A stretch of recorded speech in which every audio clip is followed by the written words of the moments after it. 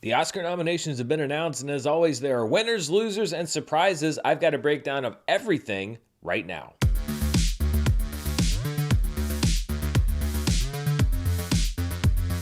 This video is brought to you by BetterHelp. Go to betterhelp.com/Murrell to get 10% off your first month, and stay tuned after this video for more info. Hello everybody, I'm Dan Murrell, here to talk about an exciting and, as always, ridiculously early morning with the Academy Award nominations. This was a really interesting year for movies and for the Oscars. There were a lot of assumptions about who would get nominated that were proven false. There were a lot of long shot nominees that ended up getting an Oscar nomination. So let's go down some of the biggest categories and the biggest surprises. A couple of general notes first, though, about the announcement. I actually like the fact that it was pared down from what it has been, even before the pandemic when it was done virtually. It was a lot less produced, a lot less banter, much more here's Riz Ahmed, here's Allison Williams, let's talk about the nominees, and that's the way that I like it. Just bring out a couple likable people to tell me who the Oscar nominees are. I think there are a couple of notes that the Academy could take. First of all, the logo for this year's ceremony makes me think that it's the 1995 Oscars. I get that it's the 95th Annual Academy Awards, but for those of us who grew up in the 20th century, that's a little bit confusing. Secondly, I think they're like 90% there with the nominations as far as streamlining them, getting people just out there talking about it. My only other note would be to get rid of the break in the middle of the nominations, because the live stream that I was watching had some truly, at times, terrible analysis from some of the people that they brought in to talk about the Academy Awards. At one point, one of the analysts was talking about how disappointed they were that the score for Tar wasn't nominated. That was disqualified from the Academy Awards in December. Now, everybody makes mistakes. I make those kinds of mistakes all the time. The difference is that I'm in a spare bedroom in Arkansas, and that person is in a studio getting paid to do Oscar analysis. So I do wish that they could at least work on some of the analysis, because I found much of it to be very surface level, very focused on a select few things, not very wide ranging. And that's what I hope to bring to my analysis here on this show. Overall, it was a very dominant morning for Everything Everywhere All at Once. It picked up 11 Oscar nominations. I was even surprised that it got that many. The most nominations for a single film, by the way, is 14 all time. It's a record that's shared by Titanic, La La Land, and All About Eve. The most awards won by a single film is 11, and absent some kind of a crazy circumstance with ties and whatnot,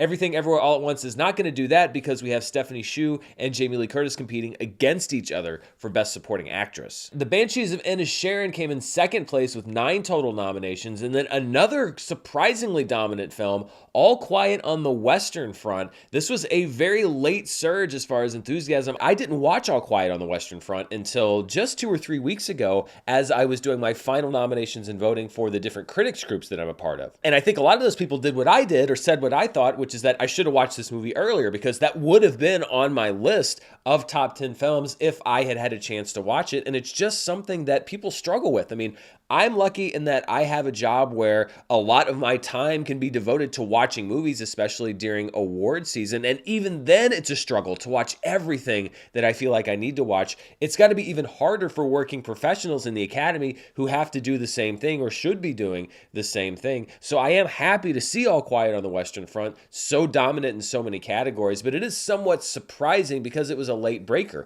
There was another film, RRR, which a lot of people had expected to be competitive in so many of the categories where we see All Quiet on the Western Front, including Best Picture, but that's just the way that these Academy Awards races are run. You have an early front runner, then you have a movie that comes up with a late attack. We're going to see that in a couple of big categories today, and that's just how it works out. RRR ended up only getting 1 Oscar nomination for Best Original Song, which I really hope that it wins. Some other surprises: The Woman King walking away with 0 nominations was pretty shocking to me. I actually thought it was going to get nominated somewhere, perhaps including Best Actress. Viola Davis was not amongst the 5 Best Actress nominees. And then Babylon getting just 3 nominations in technical categories. Surprising really only in context of the fact that this movie was built up as a potential juggernaut prior to its release, and another example of why it's important to actually, watch the movies before you can really get a good idea of what the Oscar race is going to look like. Women Talking is an interesting case study. It only got 2 nominations, but both in very major categories. This movie had been pegged at one point as a potential multi-actor nominee, a Best Director nominee potentially, but no actors walked away with a nomination, no Best Director nomination. It was nominated in the Adapted Screenplay and Best Picture categories.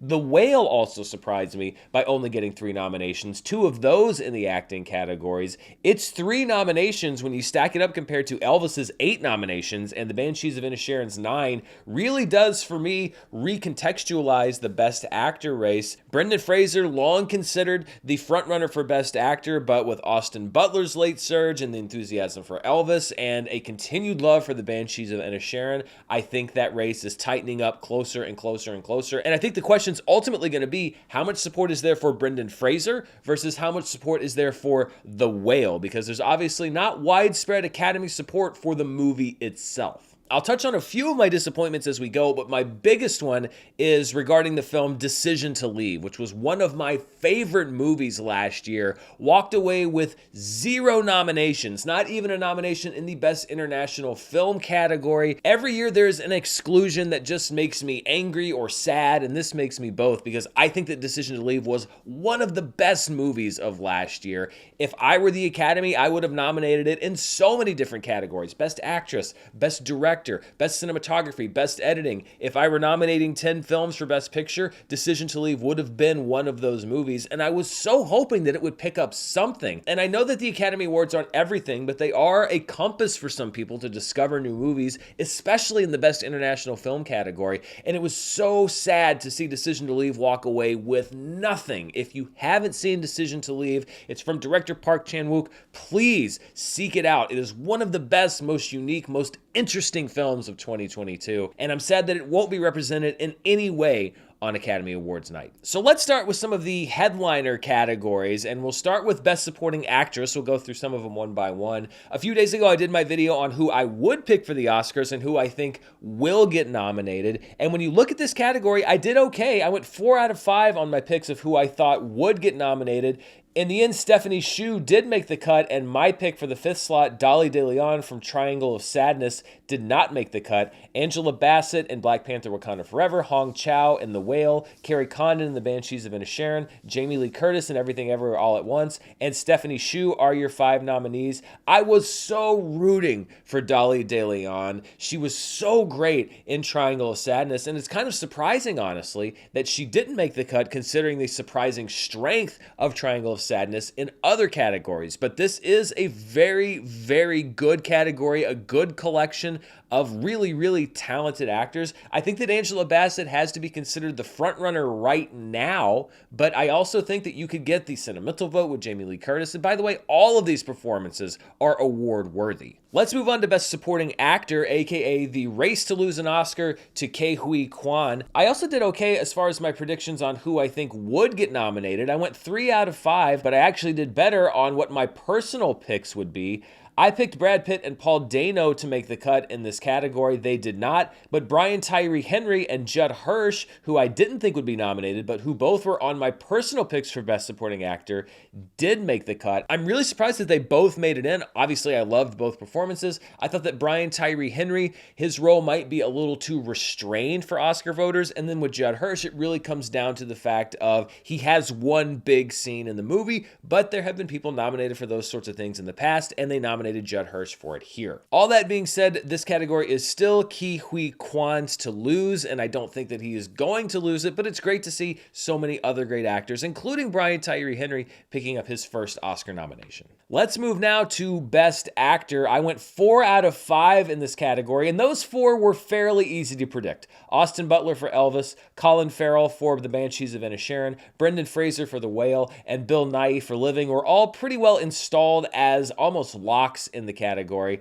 The one that I got wrong was that I predicted Hugh Jackman from The Sun to be nominated in this category, and it was instead Paul Mescal from After Sun, which is not a huge surprise. He was considered by a lot of people a leading contender for this slot. I appreciated After Sun more than I loved After Sun, but I'm happy to see Paul Mescal in this category. I think he deserves this nomination, and it's great to see that you're not just going with the big names or the bigger stars, especially in the lead acting category. I was a little surprised that that fifth slot didn't go to Felix Kammerer for All Quiet on the Western Front, given the love for that movie. I understand the push that was being made for Tom Cruise in this spot here, but I don't want to say I'm glad he didn't get the nomination, because he was a big reason why Top Gun Maverick was such a success. But I think that there were other performances that I definitely would have put ahead of his, several other ones. And so I really do look at the people that were nominated and say that it's a pretty solid slate of actors here. Let's move on to Best Actress, which was considered one of the more locked-in categories, but turned out to be one of the most unpredictable. I went 4 out of 5 on my predictions of who I thought were going to be nominated, but definitely not the names that I thought would be there. Michelle Williams and Ana de Armas, I thought were longer shot picks. They both were nominated, Michelle Williams for The Fabelmans, Ana de Armas for Blonde, and then the two frontrunners, of course, Cate Blanchett for Tar and Michelle Yeoh for Everything Everywhere All at Once. But Andrea Riseborough was actually able to pull it off. The self-funded Oscar campaign, she used her connections. She's nominated for a movie called To Leslie, which is a tiny movie that barely did any business at the box office. She was not on anyone's radar, and she literally just networked through the people that she knows to go on social media to start this campaign for the Academy Awards. It happened to peak apparently at the right time, and she now finds herself a nominee for Best Actress at the Oscars. And yeah, oh sure, like Kate Winslet sends a tweet and Andrea Riseborough gets nominated for Best Actress, but I campaigned for Toni Collette for months and she doesn't get nominated for Hereditary. I mean, Toni Collette, why can't you be friends with Gwyneth Paltrow? You could have at least gotten nominated, but no, it was not to be. Andrea Riseborough is able to pull it off. Of course, it's seen by many people to be a really kind of shocking feat of award season campaigning at the expense of two actors that were thought to be in the front-running roles for this category. Viola Davis in The Woman King, who's picked up a lot of Guild nominations, and then the real surprise, Danielle Deadwyler for Till. She had been locked into this category for a very long time now, and her exclusion is a surprise. I thought that maybe Andrea Riseborough or Michelle Williams or Ana de Armas would sneak into this category. I never thought that all three of them would. That is one of the bigger surprises of the day. There's one that I think was even more egregious when you think about it, that's coming down in a different category, but I was shocked to see them both shut out, and it just goes to show how some of these award season races work. You can be a locked-in frontrunner,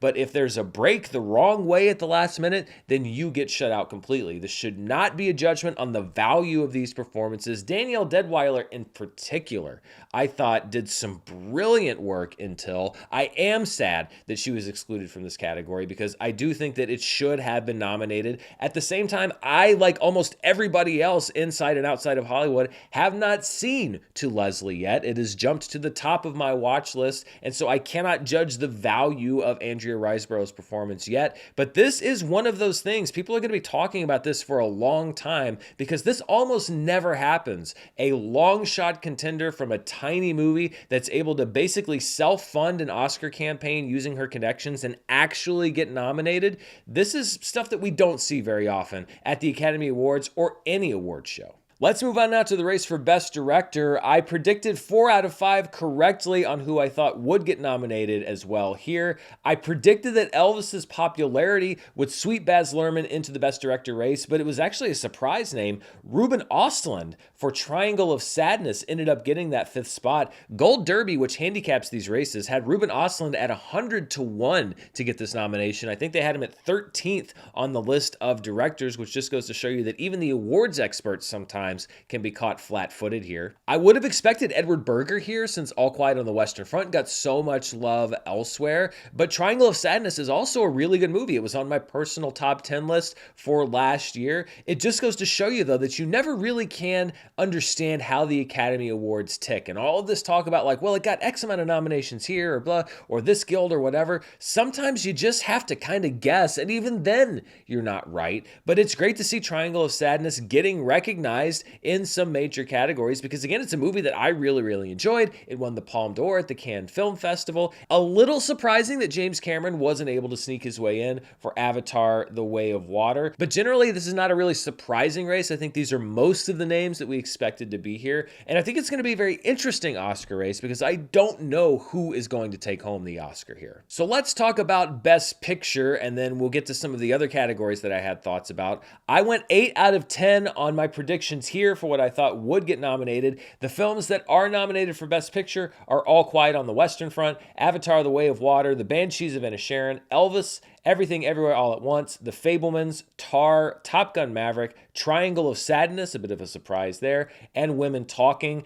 Like I mentioned, I got 8 out of 10 right on my predictions. I had predicted that The Whale and Babylon would get nominated. Triangle of Sadness and All Quiet on the Western Front made the list instead. I am surprised to see Triangle of Sadness here, like I mentioned, although I'm happy to see that. I underestimated the Academy's support for this movie. And generally, I think that this is a very interesting group of nominees. There are a few that I would have liked to have seen, such as RRR, which, as I mentioned, a lot of people had thought was going to be in this group of movies as recently as 2 or 3 weeks ago. But you have a lot of different genres here. You have a lot of different types of movie. I guess you would have to give frontrunner status to Everything Everywhere All at Once because it has the most nominations, but having the most nominations doesn't always mean that you're going to win the Academy Award. And when I look at this list, obviously I think Everything Everywhere All at Once has a good shot. I think The Banshees of Inisherin has a shot. I think that The Fabelmans has a really good shot. Those would be the 3 right now that I would install as the favorites in this category, but it's also a very wide open race. The Academy uses ranked choice voting for the Best Picture race, which means that I don't really know what's going to happen here. This is going to be one of those things where I think that we're all going to be surprised, or at least not know what name is going to be read when that envelope is open at the end of the night. And then, of course, we're all just going to be praying that the right movie is named at the end of the night. That's right. I am still going to talk about the La La Land Moonlight thing. I will always talk about the La La Land Moonlight thing because that is one of the craziest things to ever happen. So let's talk about a few of the other categories that I had thoughts on. One of them is Best Original Song, and there's an exclusion there that I was really not happy about, and that is Ciao Papa from Guillermo del Toro's Pinocchio, which I think is an absolutely beautiful song. It was displaced, I think, by the latest song from Diane Warren. Apparently Diane Warren could, I'm not saying she does, but she could fart into a microphone and then send the signed sheet music to the awards voters, and she could get nominated for an Academy Award every year and then lose. Because she's in this category and Ciao Papa is not. Guillermo del Toro's Pinocchio was also left out of the race for Best Original Score, which I was very sad about. If you've seen that movie, then I'm sure you remember Alexander Desplat's beautiful, lush score. If you haven't seen the movie, then I encourage you to see it because it is one of my favorite movies of last year. But that was an exclusion that made me sad in the Best Original Song race. Taylor Swift also not making the cut in the Best Original Song race. So sorry, Tay-Tay fans. I guess this is the second worst thing to happen to you recently after not being able to get tickets to her concerts. While we're in the original song category, I also want to mention this is the only Oscar nomination that RRR ended up getting for Naatu Naatu for Best Original Song. If the Academy does not plan a full-scale song and dance number for Naatu Naatu, then they do not know how to put on a show, because if they pull this off properly, it will be the highlight of this year's Academy Awards. And if somebody's not working on this right now, then somebody's not doing their job. I hope that Naatu Naatu wins the Academy Award, but slightly less so, I'm looking forward to the performance of that song on the ceremony. The screenplay categories didn't hold a whole lot of surprises, though I was kind of shocked to see Top Gun: Maverick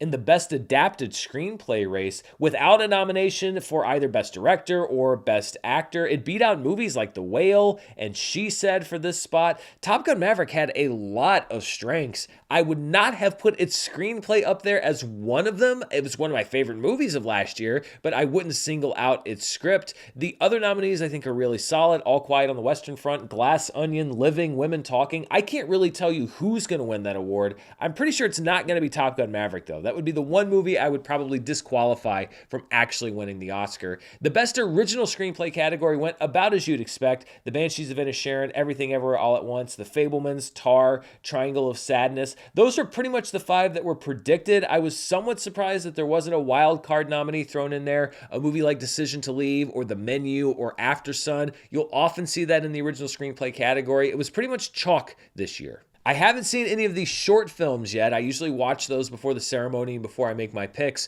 But for the Best Animated Short category, I'm 70% convinced that that entire category this year was a prank on Riz Ahmed to get him to say wacky things on live television. It was fun to see this early in the morning. My year of dicks. An ostrich told me the world is fake and I think I believe it.